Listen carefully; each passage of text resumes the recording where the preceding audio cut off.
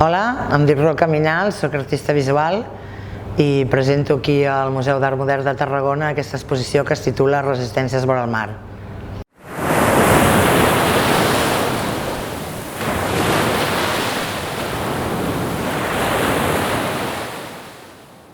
Bé, aquesta exposició es titula Resistències vora el mar i aquí presento dos dels 5 treballs que formen part d'aquest projecte més ampli. Això és un projecte que tot va sobre la Mediterrània i a partir de temes urbanístics explora altres temes que entren en intersecció amb l'urbanisme i sobretot el tema de l'alteritat.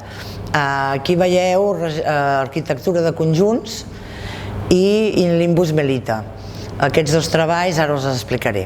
Arquitectura de conjunts és un treball que vaig desenvolupar a Algèria i que pren la idea a partir de com els francesos van robar el mar a la ciutat d'Argel, a la Casba, per explicar, a partir de fer un paral·lelisme entre arquitectura i persona, el fet de la construcció de l'alteritat, com s'ha construït l'alteritat, sempre basat en el mite, sempre basat en l'emmirallament de l'altre, però sempre mitat, sempre tirant cap a és el mateix però no és el mateix, és menys.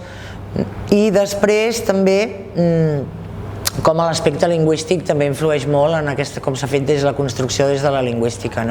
Sempre els binomis sempre tenen una part que és més positiva, que és com més important, que és la primera, i la segona que sempre significa menys. Llavors aquí, en un dels treballs, el que s'intenta és desestabilitzar aquestes dicotomies. El treball principal, totes les peces són principals aquest treball, però la peça que el va iniciar és el vídeo Siget i vol la mer, i que va d'això, de com les tropes franceses, al robar el mar a la ciutat, és com una mica un paral·lelisme de com quan colonitzes robes el passat a la gent. Ells estaven molt abocats al mar i això els va crear tota una sèrie de penúria econòmica, tota una sèrie de problema identitari. És un vídeo molt honest, jo normalment no acostumo a sortir en els meus vídeos i a tenir un posicionament objectiu, i en canvi en aquest treball és tot el que normalment l'etnògraf, la feina de l'etnògraf que evita, aquí és tot el que no evito precisament i dona cos al treball, que és les meves reflexions com a estrangera europea que arriba a un lloc on va estar cruelment colonitzat com tots, però que és molt famós per la seva descolonització i la guerra d'Algèria i tot això, i llavors jo faig un diàleg a partir de mi i dels meus sentiments cap a la ciutat i de les meves reflexions amb una persona local, i aquest diàleg és el que dona cos en el vídeo.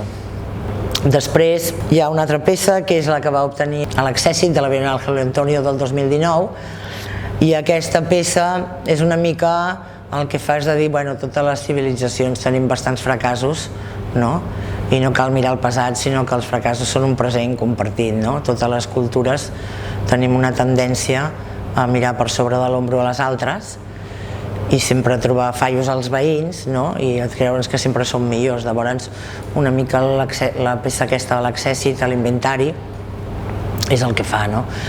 I després tenim la peça de l'ordre desgarrat, que el que fa és, amb imatges, explorar com l'alteritat sempre es construeix a partir del mite, a partir de l'estereotip, mai a partir de la realitat. I llavors el treball el que planteja és que només és un vel molt prim el que hi ha entre la realitat i el mite, però que si no es desfà no es pot conèixer la realitat de l'altre. Sempre se'l mira des d'unes lents ja molt posicionades i no se'l mira com realment és o com ell voldria que ens el miréssim o com ell creu que és. Doncs el treball té dues sèries de fotografies, unes són fosques, inclús mogudes, com molt misterioses, i representen això, tot el que és el mite de l'alteritat. Doncs hi ha una peça que la separa, que és la que diu la frase, i després tenim les altres que són la vida real de la Casba. Tu veus la imatge i hi ha fotos que tu podria ser d'aquí a Tarragona, i no diries, ai, oi, no veuries la diferència. Si tu deixes de mirar l'alteritat amb prejudicis i amb estereotips, trobes que la realitat de l'altre és molt semblant a la realitat teva. I una mica això és el que ve significant la peça. Després aquesta peça l'Ordre de Xiré també té un vídeo que us comentava abans, que és aquest que està fet de frases, per exemple, enfocar o desenfocar, ensenyar o tapar, atacar o defendre's, no? Llavors normalment sempre fem servir aquesta conjunció lo, no? Que fa que la primera part, si jo dic atacar o defendre's, sempre és com que atacar és més important, no? El que ataca és el valent i el que es defèn doncs no li queda un altre. I en canvi si jo dic atacar i defendre's, ja estem desestabilitzant una mica aquesta importància que lingüísticament li donem a la primera part del binomi. Després tenim el Limbus Melita, que està format per dues peces, i el Limbus Melita també tracta de l'alteritat, però des d'una altra vessant, no? Des d'una vessant, diguem, més econòmica, no? Més econòmica però també més legal. El treball va estar desenvolupat a Malta, concretament a Silema.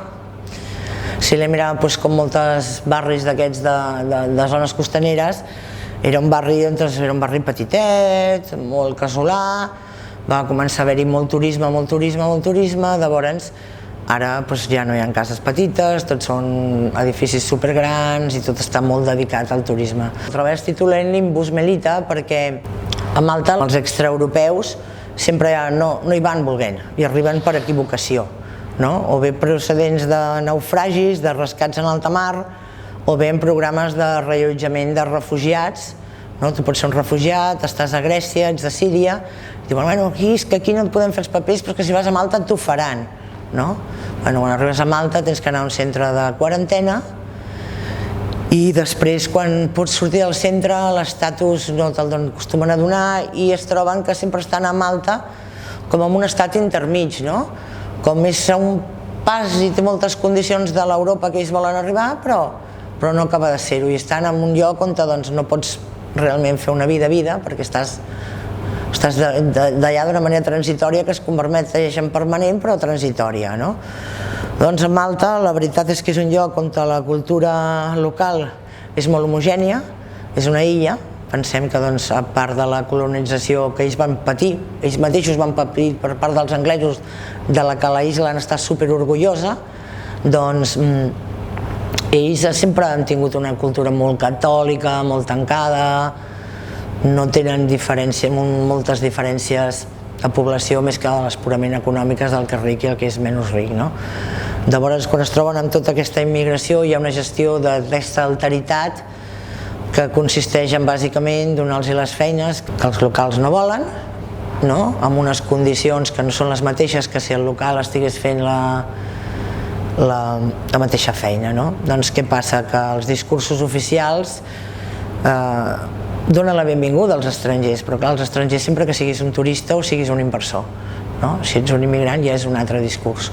Doncs la peça el que fa és contraposar el paper que realitzen aquestes persones arribades a Malta en la indústria terciària de la construcció, que és la que possibilita tot el resto de negocis de la illa, i en canvi superposa el discurs oficial d'una de les agències malteses per l'obtenció de vises a través d'inversions. Doncs en aquest discurs veiem que els inversors, els estrangers són benvinguts, vine a l'illa, la illa té una indústria floreixent amb aeronàutica, amb això, amb allò, amb tal i qual, però mai surt el tema de la construcció i en aquesta gent realment no hi són benvinguts.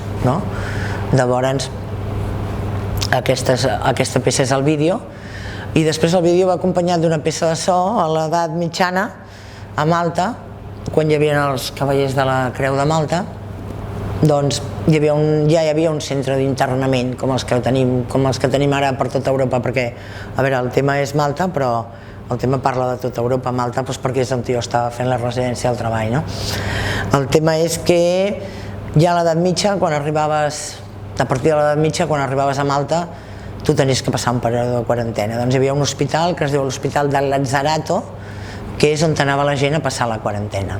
Davant de l'hospital hi ha el mar, hi ha la bahia, i a l'altra banda de la bahia hi ha la capella de Sant Rocco, que cada tarda i cada matí des d'aquesta capella es feien unes pregàries per demanar que es curessin la gent que estava en quarantena i que estaven afectats per la peste o per qualsevol altra malaltia, no? Llavors aquest paper de la religió, no?, en la cura i en l'accés a la illa, no?, també passa avui en dia, no? En realitat, la major part dels immigrants que arriben, la més gran diferència és que no són catòlics, no? És que no són catòlics. Poden ser negres, poden ser el que sigui, però la diferència més gran és que no són catòlics. Llavors, aquesta és una pregària moderna on una persona de Malta demana, no?, no la cura, perquè en el cas d'avui en dia els que hi arriben no hi estan malalts, sinó la integració i tal. És una peça simbòlica replicant aquesta costum antiga i també evidenciant el paper de la religió en la construcció de l'alteritat. Obtenir un premi, o l'accèssit a un premi, és una cosa que als artistes sempre ens fa molta il·lusió perquè és un reconeixement a la nostra feina. A mi en aquest cas particular, més perquè és Tarragona, i m'agrada poder ensenyar a casa les coses que ensenyo a altres llocs i aquí si no hagués pogut veure. El fet d'obtenir aquest accèssit m'ha possibilitat fer aquí aquesta exposició de resistències vora el mar i és una oportunitat perquè aquestes peces que s'han vist a l'estranger es poguessin veure aquí tot juntes. Aquí podia haver mostrat per una banda un vídeo, per una banda una altra cosa, però el fet de tenir aquesta exposició aquí em permet no només, per exemple, exposar tota l'arquitectura de conjunts, que és d'on forma part inventari, sinó també aquestes peces d'In Limbus, Melita, i és una alegria, no? Alegria perquè els teus coneguts, la gent ho pot anar a veure, no és una cosa que diuen, ai, mira, i sempre fa il·lusió.